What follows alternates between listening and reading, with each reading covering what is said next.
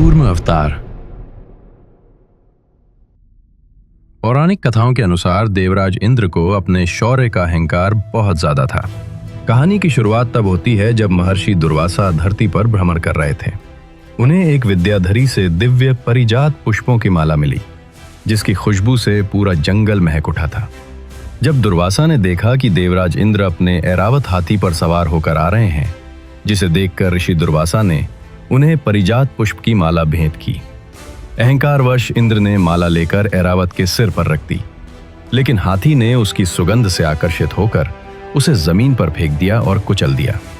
इससे क्रोधित होकर दुर्वासा ऋषि ने इंद्र को श्रीहीन होने का श्राप दे दिया, जिससे देवताओं की सारी शक्ति, तेज और समृद्धि समाप्त हो गई।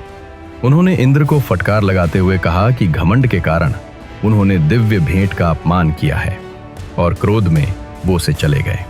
श्राप के प्रभाव से देवलोक, मृत्युलोक और पाताल लोक श्रीहीन हो गए। यज्ञ रुक गए, दान पुण्य खत्म हो गया और हर तरफ लालच व अहंकार फैल गया। जब देवताओं की शक्ति कम हुई तो असुरों ने हमला कर दिया।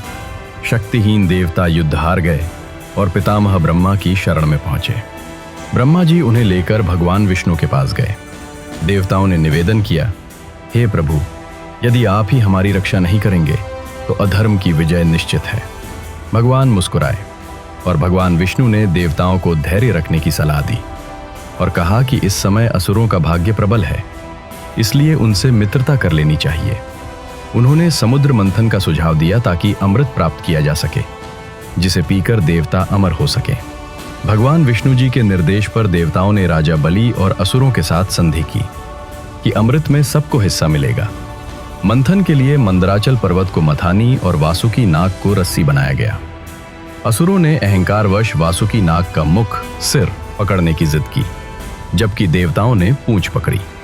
जब मंथन शुरू हुआ तो मंदराचल पर्वत का कोई आधार न होने के कारण वो समुद्र में डूबने लगा। विघ्न को दूर करने के लिए भगवान विष्णु ने स्वयं कूर्म अवतार यानी कि कछुए का रूप धारण किया। उनकी पीठ 1,00,000 योजन लंबी थी। उन्होंने समुद्र के तल में जाकर मंदराचल पर्वत को अपनी पीठ पर उठा लिया, जिससे पर्वत को आधार मिला और मंथन सुचारू रूप से चलने लगा।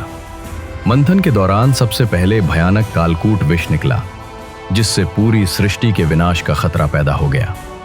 तब भगवान शिव ने आगे आकर उस विष को पी लिया। उन्होंने विष को अपने गले में ही रोक लिया, जिससे उनका गला नीला पड़ गया और वे नीलकंठ कहलाए। जैसे जैसे समुद्र मंथन होता गया, एक एक करके अद्भुत रत्न और दिव्य वस्तुएं प्रकट होने लगी। कामधेनु, ऐरावत हाथी, उच्चे श्रवा अश्व, कौस्तुभ मणि, लक्ष्मी जी और अनेक अमूल्य धरोहरें। समुद्र मंथन से कुल 14 रत्न निकले थे और अंत में भगवान धन्वंतरी अमृत कलश लेकर प्रकट हुए। अमृत के लिए असुरों और देवताओं में संघर्ष शुरू हो गया। तब भगवान विष्णु ने मोहिनी रूप धारण किया। अपनी सुंदरता से असुरों को मोहित कर उन्होंने सारा अमृत देवताओं को पिला दिया, जिससे देवता फिर से शक्तिशाली हो गए। इस प्रकार भगवान श्री हरि ने देवताओं की रक्षा की और असुरों को उनके अपने कर्मों का फल भोगने के लिए छोड़ दिया।